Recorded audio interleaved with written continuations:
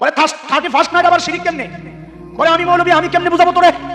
তোমার যে একটা স্পেশাল শিক্ষক আছে ফদিলাতুল শেখ আল্লামা মুফতি ইন্টারনেট লানাতুল্লাহি আলাইহি, আসেনি? কথা কয় আসেনি? ফদিলাতুল শেখ আল্লামা মুফতি ইন্টারনেট লানাতুল্লাহি আলাইহিকে জিজ্ঞেস কইরা, হুজুর ও গুগল মুফতি গুগল সাহেব, মুফতি গুগল সাহেব হুজুর কি কইলো? মোল্লা এটা কাঠমোল্লা এটা কি কইলো? 31st নাইট বলে শিরিক। আমরা ওদিন দিয়ে আনন্দ উদযাপন করতাম, প্রস্তুতি শুরু করছি, এখন থেকে কেমনে কেমনে উদযাপন করবো? হ্যাঁ, মোল্লায় কয় শিরিক। তো 31st নাইট লেখা, অথবা আরো সোজা করে দেই, মুফতি গুগল সাহেবের মধ্যে ঢুইকা তুমি লেখবা জানুস। কি কি কি জানুস?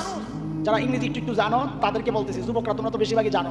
জানুস লেখবা, JANUS, জানুস। জানুস লেখলে দেখবা 2 মাথাওয়ালা একটা মূর্তি বানিয়েছে। কয় মাথাওয়ালা? কয় মাথাওয়ালা? হাই রে, এটাই বুদ্ধিকা। এইবার নিচে দিয়ে লেখা আছে হিস্টোরি, তুমি পড়ো, জানুসের হিস্টোরি পড়ো। আমার মৌলবীর কথা তো ভালো লাগবে না, তুমি তোমার গুগল হুজুরের কাছ থেকে পড়ো, দেখো কি রেখেছে। আহারে মুসলমান, কেমনে বুঝাবো? আল্লাহ বলতেছেন শিরক, শয়তান বুঝায় না, এটা একটা উৎসব। ইতিহাস বলে রোমান মুশরিকরা, খ্রিস্ট ধর্মের আগে রোমান মুশরিকরা এক দেবতার পূজা করত যার নাম ছিল জানুস।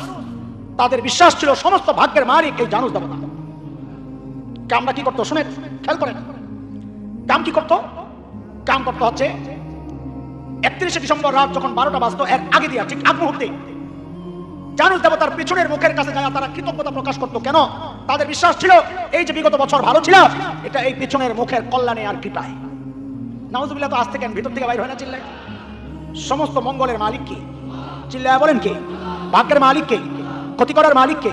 উপকার করার মালিক কে? ক্ষমতা দেওয়ার মালিক কে? ছিনায় নেওয়ার মালিক কে? ইজ্জত দেওয়ার মালিক কে? বেইজ্জত করার মালিক কে? মাঝে মাঝে খাজা বাবাও পারে না? পারে।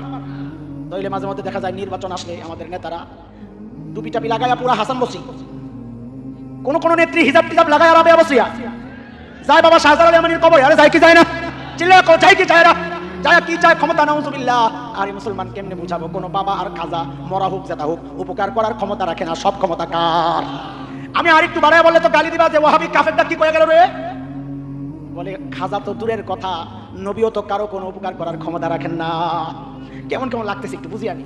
তো তুমি কোরআন খুলে দেখো, মালিক বলেছেন সূরা আরাফ আয়াত 188 188 9 নম্বর পারা হাফিজ কোরআন শরীফের 14 নম্বর পৃষ্ঠার প্রথম লাইন প্রথম আয়াত।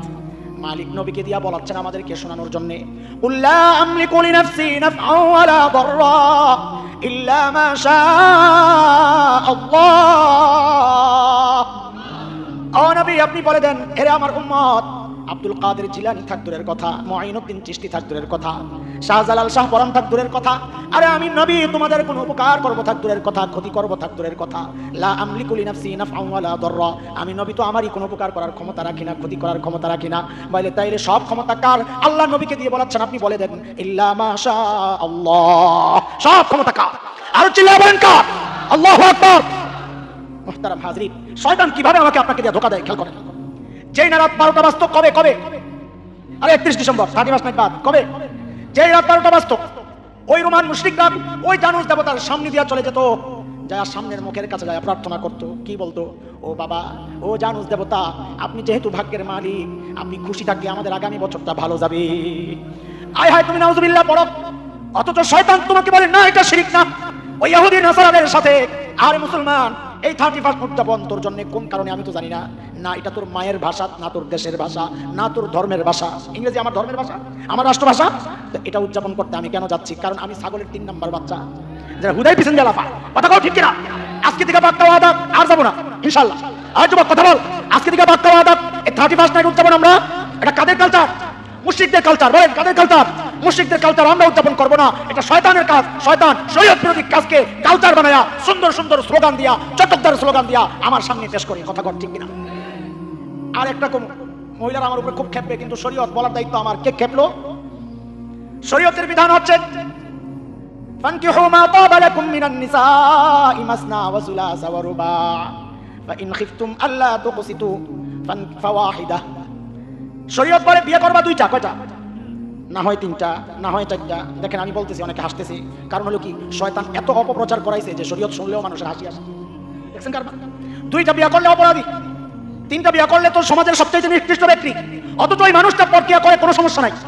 কথা বলেন এটা এমন ভাবে সমাজে শয়তান ছড়াইছে যে শরীয়তের কথা শুনলেও মানুষ হাসে, অথচ গুনাহ করে হাসে না।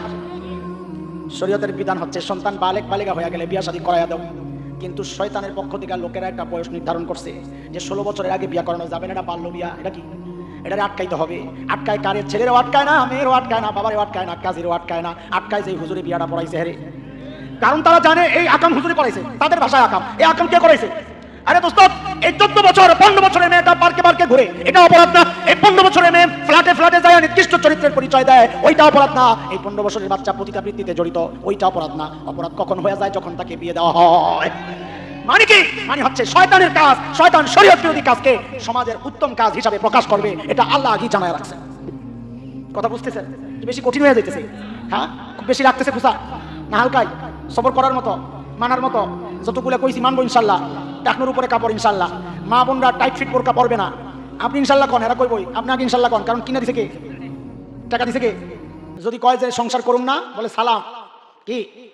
যে মেয়ের কারণে আমার মালিক থেকে দূরে থাকতে হয়, শরীয়ত থেকে দূরে থাকতে হয়, ওই স্বামীও দরকার নাই, ওই সন্তানও দরকার নাই, ওই বিবিও দরকার নাই, সব বাদ আমি আমার মালিকের পক্ষে। পারবেন না বলতে? ইনশাল্লাহ।